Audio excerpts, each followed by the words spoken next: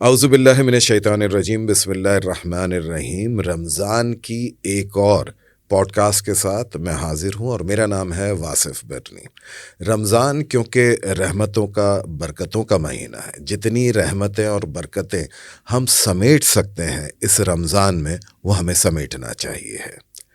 اس سے پہلے بھی جیسے ہم مختلف پروگرامز میں اس کے اوپر بات کرتے ہیں کہ رمضان کا مہینہ رحمتوں کا مہینہ ہے، برکتوں کا مہینہ ہے، تو اسی پہ ہم بات کریں گے۔ اور آج جس شخصیت کو میں نے مدعو کیا ہے وہ ہیں NED کے پرو وائس چانسلر جناب ڈاکٹر محمد طفیل صاحب۔ السلام علیکم سر۔ وعلیکم السلام ورحمۃ اللہ۔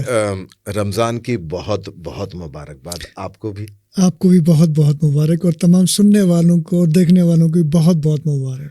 سر، بات یہاں سے شروع کی جائے کہ ابھی جس دور میں ہم ہیں یہ تو بڑا فاسٹ ہے، ٹھیک ہے، کہ اذانیں بھی آپ سننا چاہیں تو مختلف چینل ہیں، شاید آپ کے بچپن میں ایک چینل ہوتا ہو، شاید ریڈیو ہوتا ہو۔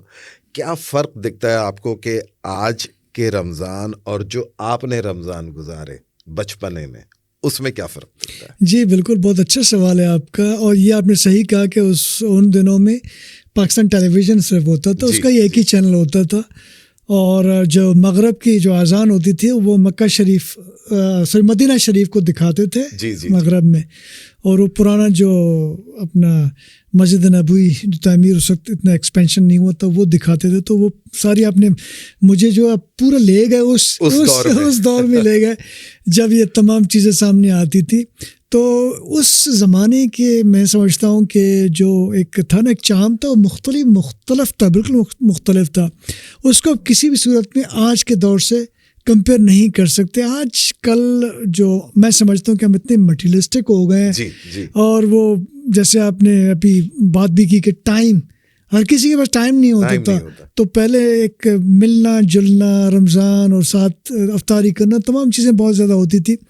تو میں پرسنلی سمجھتا ہوں کہ اس دور کا جو مزہ تھا بچپن کا جو ہمارا، وہ تو ہو ہی نہیں سکتا۔ نہیں، بالکل۔ جیسے سر میں دیکھتا ہوں کہ ایک چیز جو ہے متروک ہوتی جا رہی ہے کہ جو افطاری مسجد کو جاتی تھی، جی کہ شام میں دیکھتے تھے، یعنی کہ میں نے بھی اپنے بچپن میں دیکھا، وہ بھی ختم ہوتی جا رہی ہے، اور اس کی جگہ لوگ سڑکوں پہ چیزیں جو ہے وہ دے رہے ہوتے ہیں، نظر کر رہے ہوتے ہیں۔ بالکل آپ نے صحیح کہا، اور یہ بھی ہوتا تھا کہ بچپن میں تقریباً ہماری ایک کائنڈ آف ڈیوٹی لگی ہوتی تھی کہ یہ پلیٹ اور یہ سارا فروٹس ہیں، تمام چیزیں جا کے مسجد میں چھوڑ کے آ جائیں، تو یہ ہم جا کے وہاں چھوڑ کے آ جاتے تھے مسجد میں۔ تو سر، فروٹ پہ بات آ گئی، تو مجھے یہ بتائیے کہ رمضان میں آپ کی کیا عادت ہے؟ کہ آپ وہی جو رمضان کے اہتمام ہوتے ہیں وہی آپ کو پسند ہے، یا سمپل کھانا ہونا چاہیے؟ کیا ہے آپ کے اس میں کیا ہے؟ اچھا، میرے جو پریکٹس ہے ذرا سی مختلف ہے۔ رمضان میں آپ یقین کریں میں کھانا نہیں کھاتا ہمیشہ سے، یا اب؟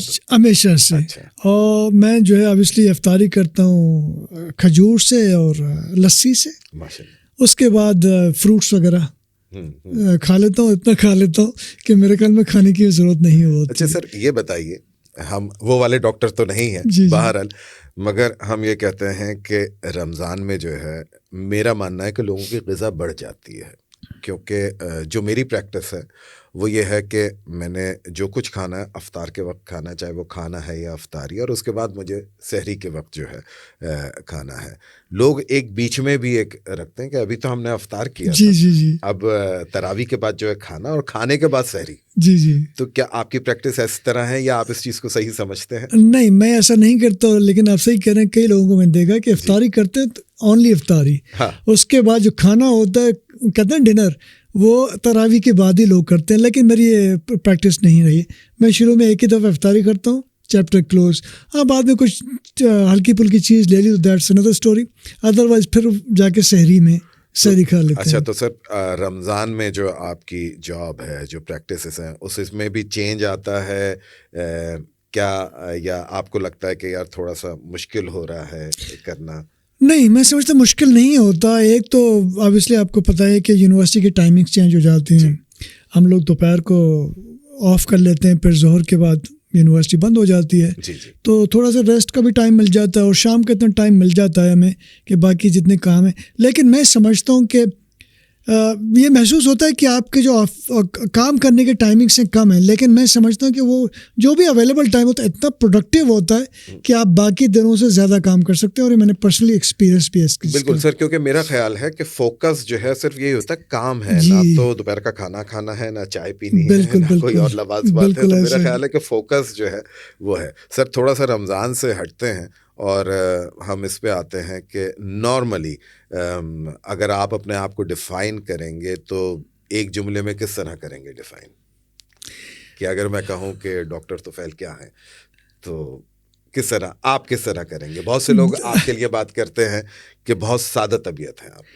دیکھیں میری ہمیشہ خواہش ہے، دیکھیں انسان جو ہے نا، انسان کی زندگی کتنی ہوتی ہے؟ 60 70 80 سال، میکسیمم 90 سال، 100 کو شاید ہی کوئی ٹچ کر لے. تو انسان کوشش کرے ایسی زندگی گزارے کہ اس میں غرور اور تکبر نہیں ہونا چاہیے. انسان کی حیثیت کچھ بھی نہیں ہے. تو میں ہمیشہ کوشش کرتا ہوں 2 چیزوں پہ. اللہ تعالیٰ سے ہمیشہ دعا یہ کرتا ہوں کہ میرے اندر غرور اور تکبر نہ آئے، اور کسی کو بھی میرے ہاتھ سے کوئی نقصان نہ پہنچے. ہیونگ سیڈ دیٹ، لیکن obviously جہاں پر رولس آ جاتے ہیں، جہاں پر پروسیجرس آتے ہیں، ان کو فالو کرنا میں اپنی ڈیوٹی سمجھتا ہوں. تو یہ میری چیزیں، بی پولائٹ، اور جتنا کسی کے ساتھ آپ کوآپریٹ کر سکتے ہیں آپ کوآپریٹ کریں، لیکن غرور اور تکبر سے دور رہیں. یہ پوزیشنز آنی جانی چیزیں ہیں، زندگی مختصر مدت کے لیے. بعد میں کم از کم ایسا ہو کہ کوئی آپ کو سلام کرے ریٹائرمنٹ کے بعد، یا اگر آپ دنیا سے چلے جائیں کوئی آپ کو اچھے نام سے یاد کرے. یا ورنہ کیا ہوتا ہے کہ لوگ 2 دن آپ کو یاد کرتے پھر بھول جاتے ہیں. تو بندہ ایسی کی زندگی گزارے کہ کسی کو کوئی ایسا ایزا نہ پہنچائے. سر کتابیں پڑھنے کا شوق؟ یہ میری ذرا سی وہ رہی ہے کہ اتنے زیادہ میں کتابیں نہیں پڑھتا، لیکن کبھی کبھار اچھی کتاب مل جاتی ہے تو پڑھ جاتا ہوں. چلیں سر سوال چینج کرتے ہیں. جب آپ کالج میں تھے، اسکول میں تھے، تو اس وقت ابن صفی یا ڈائجسٹ ہیں اور یہ ساری کوئی چیز پڑھی؟ نہیں، آپ یقین جانے اس وقت میں کچھ بھی نہیں پڑھی. ابھی یونیورسٹی میں آنے کے بعد 1-2 کتابیں پڑھی. سب سے زیادہ جو کتاب مجھے پسند ہے شہاب نامہ، قدرت اللہ شہاب کی کتاب پوری میں نے پڑھی تھی، اور 2-3 دفعہ کوشش کی اس کو پڑھنے کی. I think it's an amazing book. اس طرح کی کتابیں اگر کچھ مل جائیں تو پڑھ لیتا ہوں جب ٹائم مل جائے. اور اسی طرح شاعری سے رغبت؟ نہیں، شاعری سے اتنا نہیں ہے کبھی نہیں. تو sir totally academic? Full time academic. تو سر اپنے اکیڈمک کریئر کے بارے میں بتائیں، آپ نے کہاں سے شروع کیا؟ دیکھیں میرے جو پرائمری ایجوکیشن اور سیکنڈری ایجوکیشن اپنے گاؤں میں، وہ کہتے ہیں پیلے اسکول کے پڑھے ہوئے ہیں سر. ہم پیلے اسکول کے پڑھے ہوئے. جی اچھا. تو پیلے اسکول آج کل تو بہت زیادہ بدنام ہے، لیکن جو کوالٹی اس وقت پیلے اسکولس کی ہوتی تھی، پرائیویٹ اسکول میں لوگ جو جاتے تھے وہ لوگ کہتے تھے یار آپ لوگوں کو گورنمنٹ اسکول میں نہیں ملا تب یہ پرائیویٹ اسکول میں گئے ہوئے ایڈمیشنس. تو گورنمنٹ اسکولس کی کوالٹی ہوتی تھی، وہاں کے ٹیچرس، آپ خود جیسے آپ نے فرمایا، تو ان کا جو ایک کیلیبر ہوتا تھا ابھی بھی مجھے یاد ہے جس قسم کے ٹیچرس ہمیں ملے تھے. تو میں نے پرائمری سیکنڈری وہیں سے گاؤں کے اسکول سے پڑھی. پھر ایک اور گاؤں، وہاں سے میں نے کس گاؤں سے؟ وہ بھی اوکے، میرا اپنا گاؤں ہے بیرو ولیج. اچھا، بیرو ولیج میرا اپنا گاؤں ہے جو کہ نہیں یہی کراچی میں، کراچی صوبہ میں. آپ نے بلوچستان پہنچا دیا. یہ چھوٹا سا گاؤں ہے ملیر میں، ملیر سٹی کے ایریا میں، گڈاب ٹاؤن میں آتا ہے. تو بیرو ولیج میرا اپنا گاؤں ہے، وہاں سے میں نے پرائمری اسکول کی. اس کے بعد پھر ہم اسکول جاتے تھے. سیکنڈری اسکول ہم نے حاصل کی جام گوٹ میں. جام گوٹ تقریباً آدھے گھنٹے ہم جاتے تھے پیدل اسکول میں. تو وہاں میں نے سیکنڈری اسکول پڑھی. اس کے بعد اور ذرا سا آگے پھر میمن گوٹ، آپ نے نام سنا ہوگا، وہاں پر میں نے اپنا انٹرمیڈیٹ کیا تھا. اس کے بعد پھر اتفاقاً پہ NID میں ایڈمیشن ہو گیا. سر مائنڈ میں یہ تھا انجینئر بننا؟ جی، نہ صرف انجینئر، میکینیکل انجینئر. تو سر اور سیلف جسٹیفیکیشن میرے پاس ہوتی تھی، اور دوست کہتے تھے یار میکینیکل کیوں، بس میرے پاس کچھ نہ کچھ جسٹیفیکیشن ہوتا تھا. لیکن سم ہاؤ آٹو موبائل سے اتنا انٹرسٹ تھا، لگاؤ تھا، میں نے کہا میکینیکل انجینئر ہی بننا ہے. تو اللہ تعالیٰ نے ماشاء اللہ سے ایک وہ قسمت میں رکھ دیا کہ میکینیکل انجینئرنگ آپ نے کب پاس آؤٹ کیا؟ اوکے، ہمارے ایگزامس ختم ہو گئے تھے 1990 کے اینڈ میں، لیکن ہمارا رزلٹ وغیرہ 1991 میں آؤٹ ہو گئے تھے. تو پچھلے صدی میں ہمارا ہو گیا تھا. اس کے بعد پھر میں چلا گیا تھا UK. وہاں سے میں نے ماسٹرس کیا یونیورسٹی آف ناٹنگھم میں. اور وہاں بھی دیکھیں ہر جگہ اتفاقات ہوتے ہیں. جب میں نے ماسٹرس کیا تو میرا ارادہ تھا کہ میں PhD کروں گا امریکہ سے، US سے، تاکہ چینج آ جائے. ان دا مین وائل میں نے وہاں پر بھی ناٹنگھم یونیورسٹی سے میں نے کیا تھا, تو میں نے ایڈمیشن بھی لے لیا پی ایچ ڈی میں کہ لیٹس سی جسٹ ایسے ہی. اس کے بعد میں یو ایس چلا گیا, تو مختلف یونیورسٹیز کو وزٹ کیا اور مجھے 3 یونیورسٹیز میں ایڈمیشن بھی آفر ہو گئی along with the scholarship. لیکن جو پرابلم ہوا وہ یہ ہوا کہ یو ایس کا ماڈل ڈفرینٹ ہے. اس میں آپ کو پہلے کورسز کرنے پڑیں گے اور پھر ریسرچ کرنا پڑے گا, تو کم از کم 5 سال لگنے تھے وہاں پر. اور یو کے میں آپ ڈائریکٹلی کوئی شارٹ کمنگ سے تو کورسز کراتے ہیں, otherwise you will directly go to the research. 3 سال میں آپ پی ایچ ڈی کر سکتے تھے. اور یہ میں آپ کو بتا دوں دونوں کا جو ہے کیلیبر سیم ہے, کوالٹی سیم ہے. تو میں نے کہا 5 سال میں افورڈ نہیں کر سکتا, تو آئی کیم بیک اور یو کے سے اسی یونیورسٹی سے پھر میں نے پی ایچ ڈی کیا. اچھا, پی ایچ ڈی کرنے کے بعد پھر میں پاکستان آ گیا. اور آپ پاکستان کے سن میں آیا تھا mid 1999 میں. اوکے, کچھ ریسٹ کے آپس کی بات ہے. پھر اٹ واز February 8th 2000. تو سر شادی آپ نے کر لی تھی اس وقت؟ نہیں, شادی میں نے کافی لیٹ کی تھی. تو February 8th 2000 میں پھر میں نے NID یونیورسٹی جوائن کی. تو ابھی اس فیبرری میں 25 سال ماشاء اللہ سے 3 دن پہلے 25 سال ہو گئے university. Sir Mubarak who. Thank you very مچ. اچھا, تو سر پھر شادی کب کی آپ نے؟ شادی میں نے کی 2003 میں.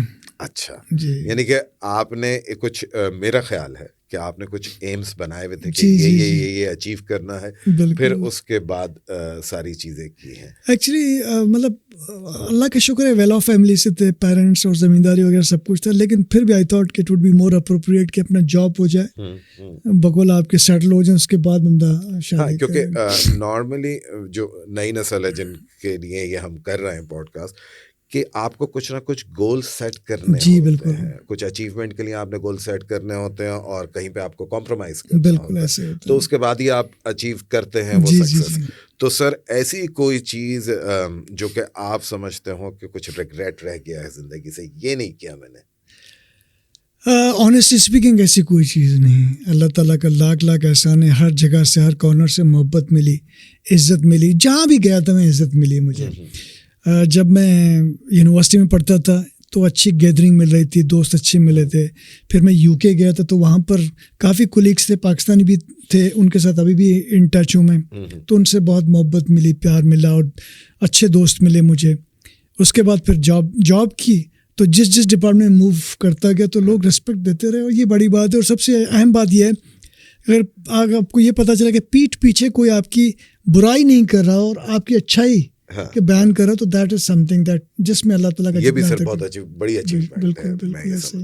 کمنگ بیک ٹو رمضان سر, تو سر ایک اب آج کل کے بچوں کو پتا ہوگا یا نہیں ہوگا, مگر روزہ کشائی ہوا کرتی تھی پہلے, تو ہوئی تھی سر؟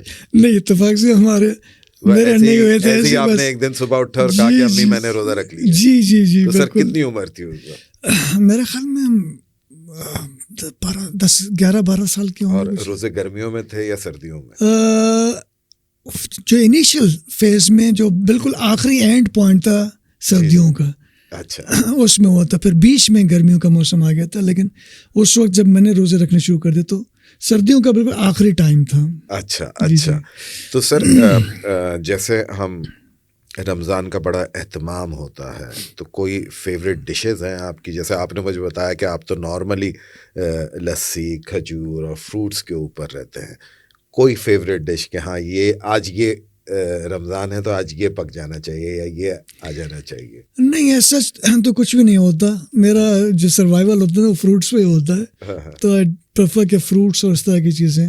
سر آپ کی شخصیت دیکھتے ہوئے مجھے یہ لگتا ہے کہ آپ سونے, اٹھنے, جاگنے, کھانے پینے کے بڑے پابند بھی ہیں اور ایک سلیکٹڈ چیزوں پہ فوکس رکھتے ہیں, ایسا ہی ہے؟ جی بالکل ایسا ہی, بالکل ایسا. صبح ہی اٹھتے ہیں؟ صبح میں اٹھتا ہوں, اور صبح میرے خیال میں 7:30 بجے گھر سے نکلتا ہوں یونیورسٹی کے لیے, کیونکہ مجھے پتہ ہے یونیورسٹی کی ٹائمنگ 8:30 بجے, مجھے 40 منٹ لگنے چاہیے, لیکن ٹریفک کو سامنے رکھتے ہوئے تو میں ہمیشہ 8:15 8:20 تک پہنچتا ہوں.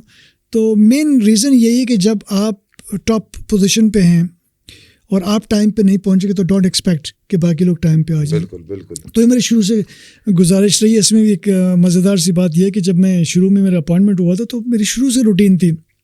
میں ایک پروفیسر تھا ایک ڈپارٹمنٹ میں, تو ہمارے ہیڈس ماشاء اللہ اللہ تعالیٰ ان کو صحت دے, تندرستی دے, وہ ریٹائر کر چکے ہیں. ان کے ساتھ ایک اچھا وہ تھا ماشاء اللہ ریلیشن. تو وہ شروع میں انہوں نے چیلنج کیا کہ ڈاکٹر صاحب شروع کے دن آپ 8:30 سے پہلے آ رہے ہو تو آگے دیکھیں کیا ہوتا ہے. تو میں تو بھول گیا تھا اس بات کو. 1-1.5 سال کے بعد انہوں نے خود مجھے کہا کہ یار ڈاکٹر صاحب واقعی آپ کا روٹین چینج نہیں ہوگا. میں نے کہا ایسا ہی ہے. تو سر ایکچولی یہ ہے بھی ہے کہ آپ جتنے اچھے اپنے آپ کو ترتیب میں رکھیں, جی بالکل, تو چیزیں اور ترتیب میں ہوتی رہتی ہیں.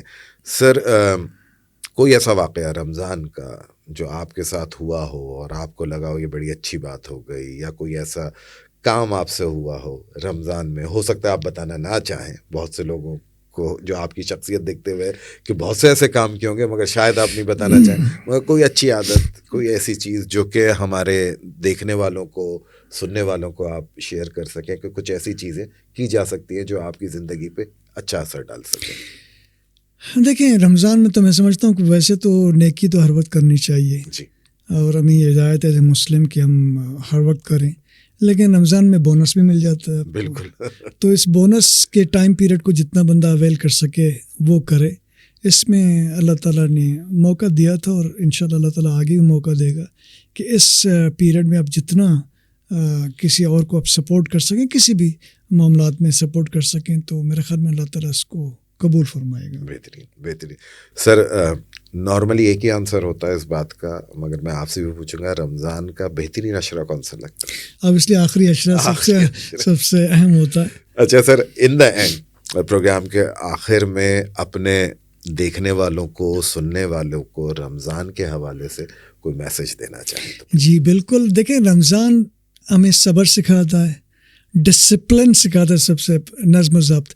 تو ایک تو یہ کہ ہمیں صرف رمضان کے جو کیا کہتے ہیں نا کوالٹیز ہیں یا اس کے جو بھی ہیں احکامات ہیں ان کو رمضان تک محدود نہیں رکھنا چاہیے. رمضان ایک, ہم لوگ پی ایچ ڈی کرتے تو P H D is a degree, لیکن یہ آپ کو ایک ایکسپیرینس دیتا ہے ریسرچ کا, آگے جا کے اسی کو اپنے ایک ٹریننگ ہے. تو اسی طریقے سے رمضان کا جو پیریڈ ہے وہ آپ کو بتاتا ہے کہ کیا کیا چیزیں ڈوز ہیں, کون سے ڈاؤنٹس ہیں.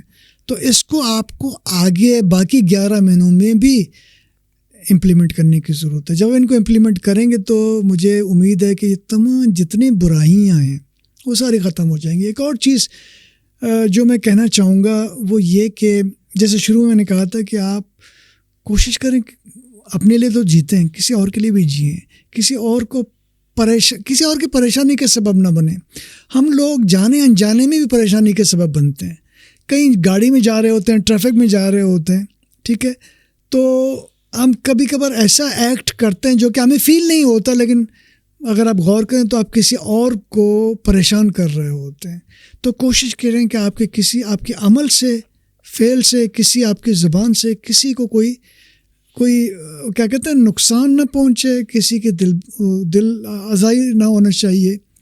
اور دوسرا یہ کہ اپنے آپ کو ایسا رکھیں کہ آپ غرور اور تکبر سے اپنے آپ کو دور رکھ سکیں. چلے sir, thank you very much, اور thank you for being on the show. انشاءاللہ پھر آپ کے ساتھ ہم عید کی پوڈ کاسٹ کریں گے انشاءاللہ. تو تب تک کے لیے ہمیں اجازت دیجیے. اللہ حافظ. اللہ حافظ.